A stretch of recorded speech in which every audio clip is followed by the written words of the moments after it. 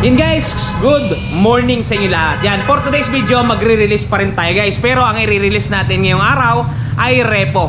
Yan, kung matatandaan ninyo, always, everyday talagang ang binibigay kong video sa inyo ay kung paano inire-release ang mga brand new. At hindi nyo pa man lang minsan na experience kung paano ba namin isinasagawa pagka repo naman ang kinukuha. Yan guys, for today's video, yan ang mararanasan, yan ang mapapanood ninyo. Kaya bago natin banatan, bago natin tirahin at kanayin, syempre, intro muna tayo.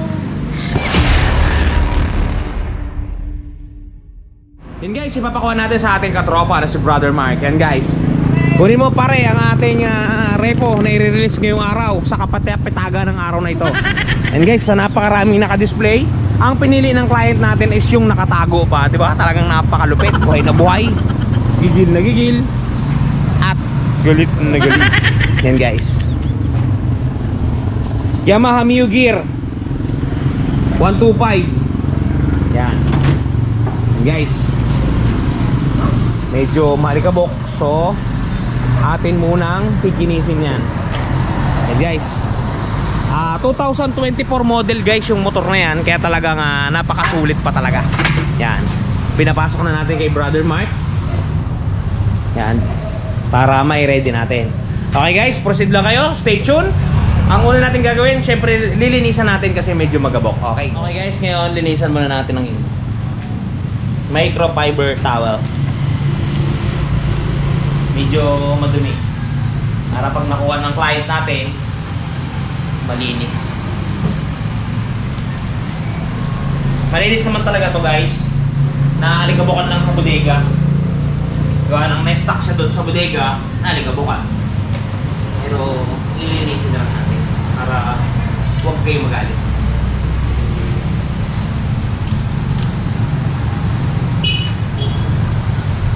Yan guys, ngayon, sampunas lang, lumilinis na.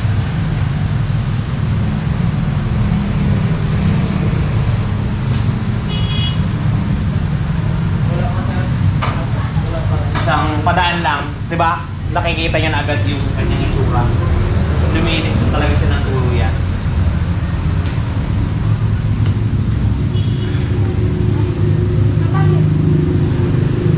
Yun nga pala guys, sa mga buyer natin dyan ng repo. Ang repo natin guys, sa lahat ng branch sa Premium Bikes as is where is yan. For example, yan ay nakuhang kompleto. Walang aalisin dyan si dealership, walang aalisin dyan si staff. Kung anong itsura niya nung nakuha yan sa mga customer o kung saan sa narepuhan, yun ang magiging itsura niyan pagka binili ninyo. Bawal nating i-cannibalize yan. Yan, may kasama pang ballpen, nakuha ko sa bulsa. So, ay customer yun. Kanya yun. Yan. As is where is tayo guys sa mga repo. Pero makakasigurado kayo, lahat ng repo dito sa Premium Bikes ay bago ibenta naman yan sa client, wala yung mga problema. Kumbaga, good running condition yan. Pagka kasi hindi good running condition, syempre hindi natin yan ibebenta. Kawawa naman yung makakabili. Isipin nyo, uhulugan nila yan ng ilang taon, tapos sira, di ba? Yan. Pero as is where is tayo, pagka walang baterya, wala. Pagka discharge ang baterya, discharge. Gaya na to, papakita ko sa inyo. Yan.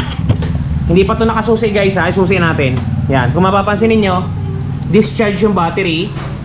So, wala tayong magagawa doon. Sira yung baterya niya, kailangan bumili ng client ng baterya o ipa-charge niya yung baterya na to. Yan. Meron namang baterya to guys, hinilip ko na kanina. Ayan o. Meron siyang naka-intact na baterya at ito rin yung original talaga na battery. Pero sadyang dead bat na siya. Yan. Kung gustong ipa-charge ng customer, pwede naman kung may charge pa. Pero mas maganda siguro, bumili na siya kasi 500 pesos lang naman yan. Okay guys, i-activate natin, lagyan natin ng gasolina. Paandarin natin para marinig ninyo yung galawan. Pero bago yan, explain ko muna sa inyo yung presyo. Ito guys. Okay guys, i-segue muna natin yung presyo ng ating repo, Yamaha Mio Gear. Yamaha Mio Gear 125 standard model 2024. Ito nga palang milyahe niya, 7,564. Okay guys, ang presyo ng ating unit, ayan, ang presyo ng ating unit ay 70,500 pesos. Take note guys, baka may mga basher dyan sabihin, ay ang mahal naman ng repo. Ay ang mahal naman ng mga repo. Bakit repo na 70,500 pa? Guys, hindi pa ako tapos magsalita. Dito kay Premium Bikes, may mga discount pa yan. May mga level yan kung magkano ang discount. Hindi po pwedeng isagad, hindi naman din po pwedeng ibaba. Ngayon, may ano yan, may timpla. O, sa Mio Gear na to, ang timpla na to, sige, para sa inyo, yung 70,500, iles pa natin yan ng 20%. O, di ba? 20% guys ang ililes natin. 20%. So, matotal, 70,500 less 20%, ang ibabawas natin dyan ay 20% ha. Ang magiging total cash price na lang na to kung gusto nyo i-cash ay 56,400 pesos. Guys, 7K odo lang. Pwede nyo i-cash ng 56,000 pesos, 400. Yan guys, napakamura na. Ay kung hulugan naman, ito ang presyo. Pag hulugan, ang down payment natin ay 8%, which is 4,512. Naintindihan nyo?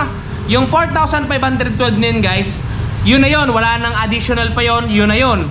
Ang magiging monthly ninyo sa looban ng 2 taon ay 3,422.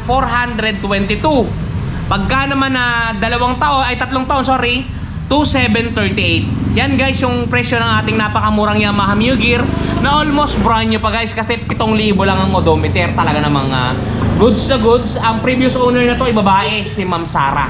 Yan.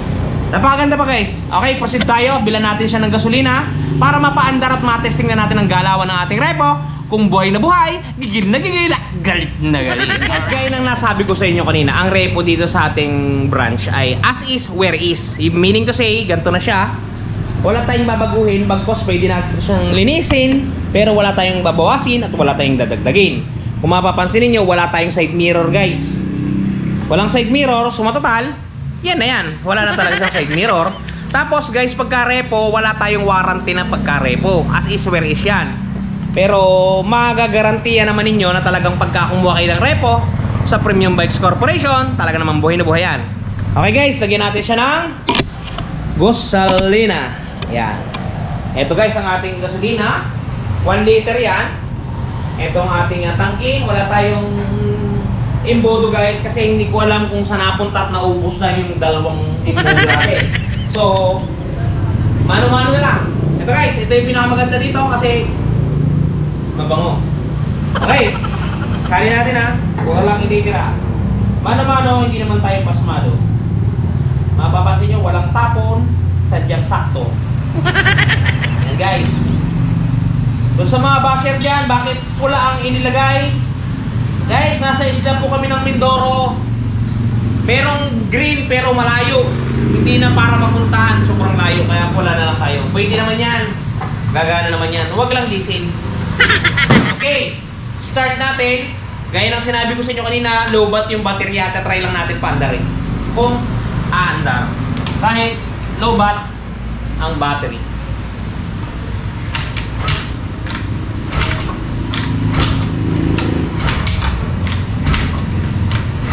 Parang hindi andar.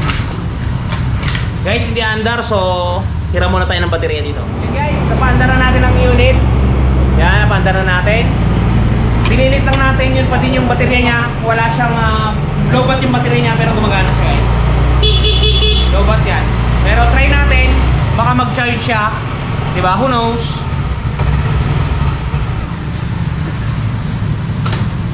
Okay guys, i-test ride natin yung unit yan. Yan guys oh. Okay. Low-bat siya guys. As in low-bat na low-bat talaga yung baterya. Kaya mapapansin ninyo, nakailaw yung ating check engine. Pero once na pinalitan ng baterya, magiging goods yan guys. Yun. So guys, yung takbuhan ng ating repo, medyo goods naman.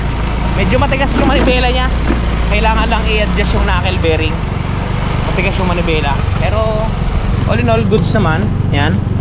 Wala tong side mirror guys. Wala siyang kasamang side mirror. So, yan na talaga. Nakakapanibago lang matigas yung manibela. Matigas talaga guys. Parang meron siyang kantuhan. So guys, papakita ko sa inyo. Hinto muna tayo saglit. Yan guys oh. Pansinin niyo yung manibela ha. Yan ha. Oh, may kanto siya. Yan oh. Bumi-stop siya sa gitna. Yan, may kanto siya guys. Yun ang kailangan i-adjust sa unit na to. Kailangan to guys ay luwagan sa knuckle bearing. All in all, goods naman yung item. Yan oh. Ito yung tunog niya nga pala guys. Ito yung makina niya. Yan. Napakatahimik guys yung engine. Goods na goods. Yan o. Yan guys, tahimik na tahimik yung ating makina. Tingnan natin yung oil. Kung mabuksan natin, kamay-kamay lang. Matigas guys, hindi kaya. Yun, goods naman yung makina niya. All in all, good item. Okay, balik tayo sa branch. So mga gustong kumuha guys ng repo, marami tayong discount. Talaga namang buhay na buhay, gigil na gigil, at galit na galit. Okay guys, balik tayo sa branch. Yan, kung mapapansin nyo, matigas talaga yung manibela.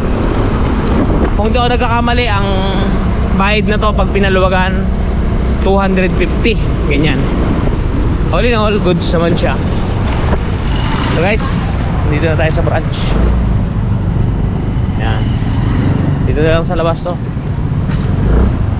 Kukunin na rin to ng client.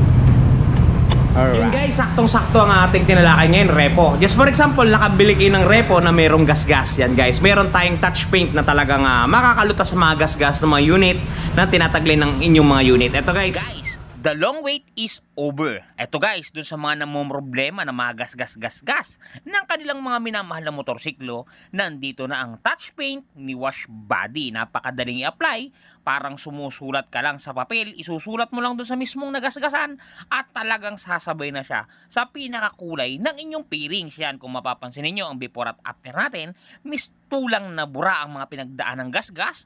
Ang mga natamo na hindi sinasadyang galos ay mistulang na bura. Yan, kung mapapansin niyo, halos bumalik talaga sa original.